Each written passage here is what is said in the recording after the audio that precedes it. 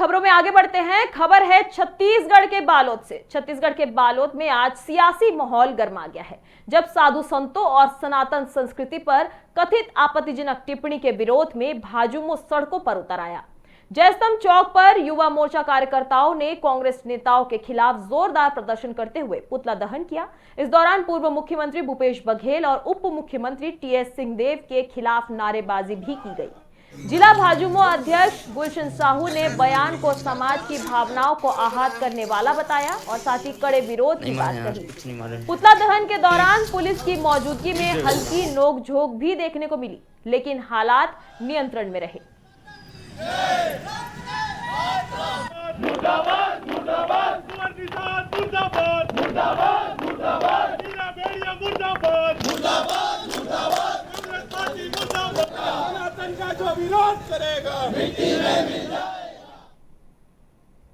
खबरों में आगे बढ़ते हैं। खबर है भिलाई से। भिलाई के जामुल में आज भक्ति और आस्था का अद्भुत नजारा देखने को मिला, जहां एक भव्य और ऐतिहासिक कलश यात्रा का आयोजन किया गया। इस यात्रा में 12 में से 15,000 महिलाओं ने पीले वस्त्र धारण कर सिर पर कलश लेकर करीब 5 किलोमीटर तक नगर भ्रमण किया।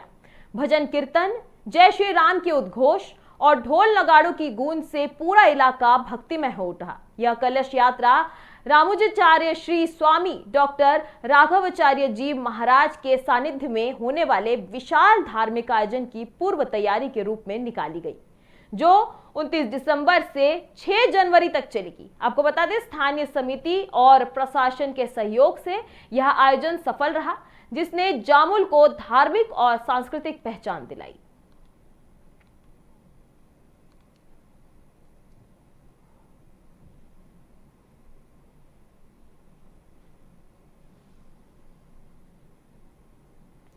छत्तीसगढ़ की राजनीति एक बार फिर गर्म हो गई है। बता दें, पूर्व मुख्यमंत्री भूपेश बघेल और पूर्व डिप्टी सीएम टीएस सिंहदेव के सनातन संस्कृति और कथावाचक धीरेन्द्र शास्त्री पर दिए गए बयान को लेकर प्रदेश भर में विरोध देखा जा रहा है। इसी कड़ी में धमतरी में भारतीय जनता युवा मोर्चा के कार्यकर्ताओं ने जोरदार प्रदर्शन किया और दोनों नेताओं का पुतला दहन किया।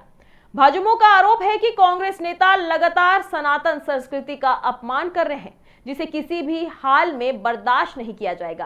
प्रदर्शनकारियों ने भूपेश बघेल और टीएस सिंहदेव से सार्वजनिक माफी की मांग भी की है। वहीं मौके पर भारी संख्या में भाजयुमो कार्यकर्ता भी मौजूद रहे।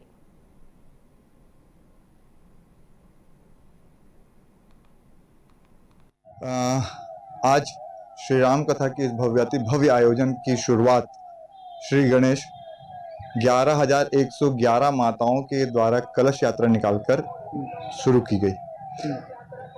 आयोजन आज जिस तरीके से श्रद्धालुओं का जो यहाँ पे उत्साह देखने मिला, वो अद्भुत।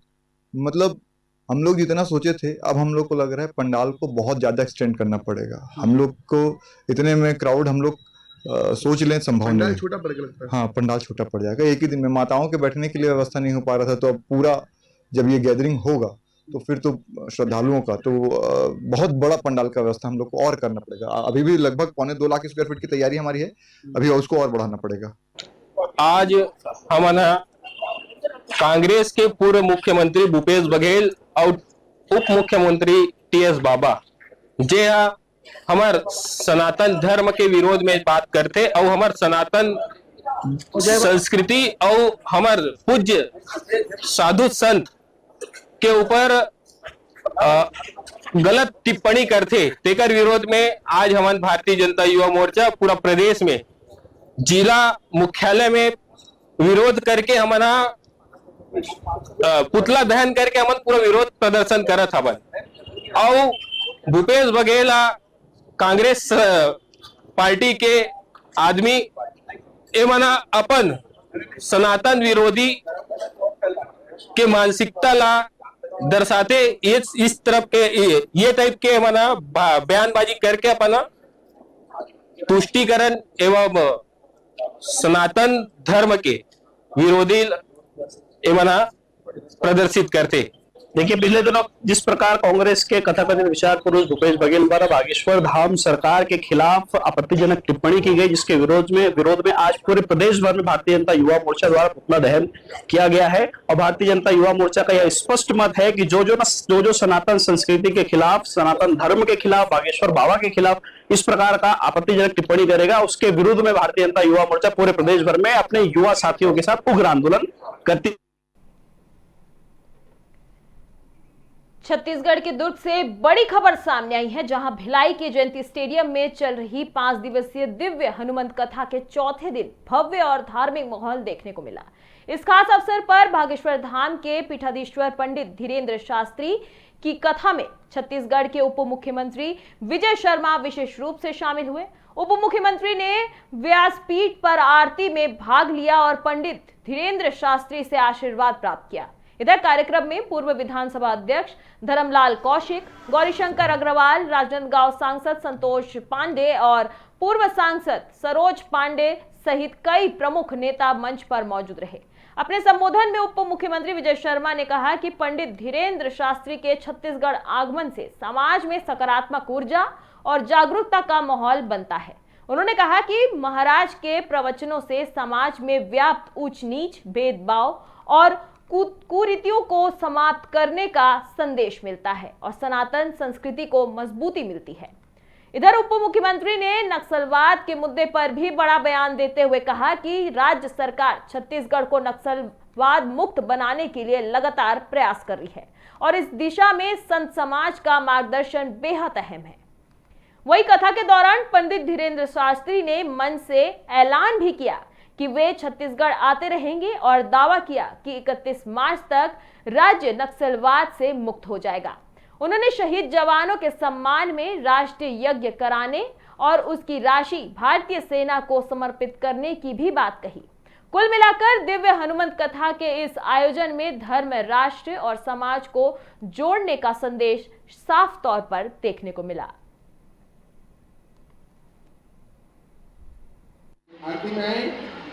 और हमें पूर्ण भरोसा है गृह मंत्री जी पर, देश के गृह मंत्री जी पर और आप पर कि हर हाल में हमारा छत्तीसगढ़ 31 मार्च तक नक्सलवाद मुक्त हो जाएगा।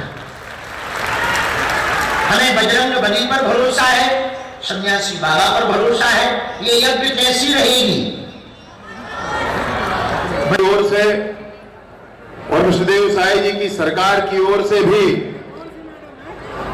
बाबा के चरणों में, पंडित धीरेन्द्र कृष्ण शास्त्री जी महाराज के चरणों में नमन करते हुए उनका अभिनंदन करता हूं, उनका स्वागत करता हूं, उनको हृदय से प्रणाम करता हूं।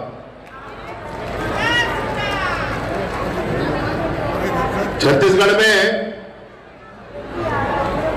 पूजने महाराज जी के आगमन से कुछ बातें चर्चा में हैं। मैं बड़ी स्पष्टता के साथ ये कहना चाहता हूं,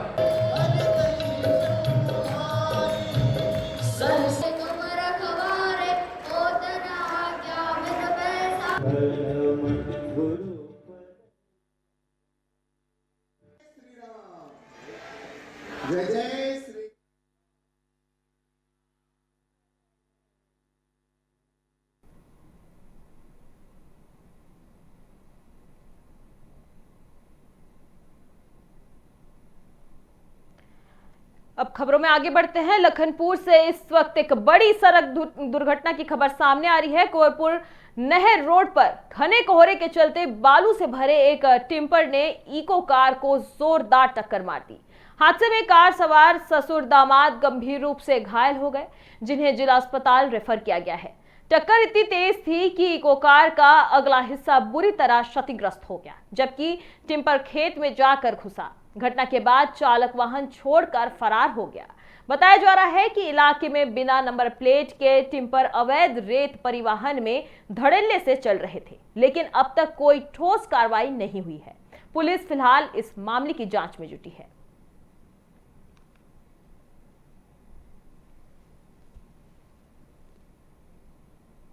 अगली खबर रायपुर से आ रही है। रायपुर से एक बड़ी खबर है। भारतमाला प्रोजेक्ट में जमीन अधिग्रहण के मुआवजे को लेकर कथित गड़बड़ियों पर प्रवर्तन निदेशालय ने बड़ी कार्रवाई की है। ईडी ने रायपुर और महासमुंद में एक साथ 9 ठिकानों पर छापेमारी की। यह कार्रवाई रायपुर विशाखापट्टनम इकोनॉमिक कॉरिडोर के लिए अधिग्रहित जमीन के मुआवजे में अनियमितताओं को लेकर की गई है। छापे के दौरान हरमीत खनूजा, उनके सहयोगियों, कुछ अधिकारियों और जमीन मालिकों से जुड़ी संपत्तियों का खंगाला गया। बताया जा रहा है कि फिलहाल जांच बड़े खुलासे की हो सकती है और इस मामले पर और भी खुलासे हो सकते हैं।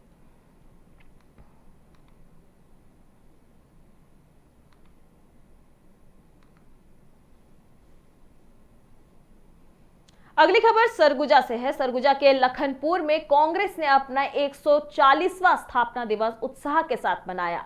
सामुदायिक भवन में आयोजित कार्यक्रम में कांग्रेस कार्यकर्ताओं ने वोट और संविधान बचाने की शपथ ली। इस मौके पर वक्ताओं ने कहा कि कांग्रेस की यात्रा सेवा, त्याग और बलिदान की रही और राहुल गांधी के नेतृत्व में पार्टी को बूथ स्तर तक मजबूत किया गया। इधर कार्यक्रम में विशेष गहन पुनरीक्षण को लेकर बीएलए से जानकारी ली गई और बाबा साहेब अंबेडकर के संविधान व लोकतांत्रिक मूल्यों की रक्षा का संकल्प दोहराया गया।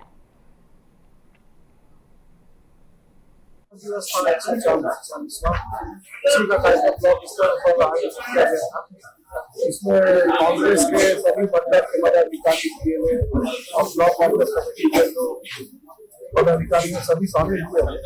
कांग्रेस के नीति है 140 साल जो कांग्रेस ने किया देश के लिए उसमें उन पर प्रकाश डाला गया और कांग्रेस की विचारधारा को गाँव-गाँव गली-गली लाहौर तक पहुँचाने का यहाँ संकल्प किया गया है। यह कार्यकर्ताओं को क्या क्या दिशा निर्देश दिया गया? कांग्रेस के सभी कार्यकर्ताओं को दिया गया है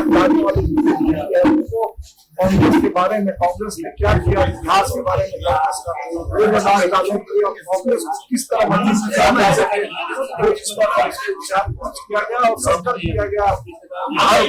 कांग्रेस हर जो कांग्रेस का कार्यक्रम रहा उसको पहुंचाया जाए। कांग्रेस सरकार में कार्यक्रम बने थे और इसको भाजपा सरकार में बंद कर रहे हैं। सभी बातों को SRI का भी कुछ प्रक्रिया यहाँ पे बता रहे थे। वो बीएलए आया था, उनको जो वोटर लिस्ट अभी नया प्रकाशित होकर आया है वो दिया जा रहा था कि वो जाके मिलाद करें कि सही वोटर लिस्ट बन पाया है कि नहीं बन पाया। तो फिलहाल मेरे साथ इस बुलेटिन में इतना ही। आगे की देश दुनिया की तमाम खबरों के लिए आप देखते रहिए न्यूज़ टीवी इंडिया। नमस्कार।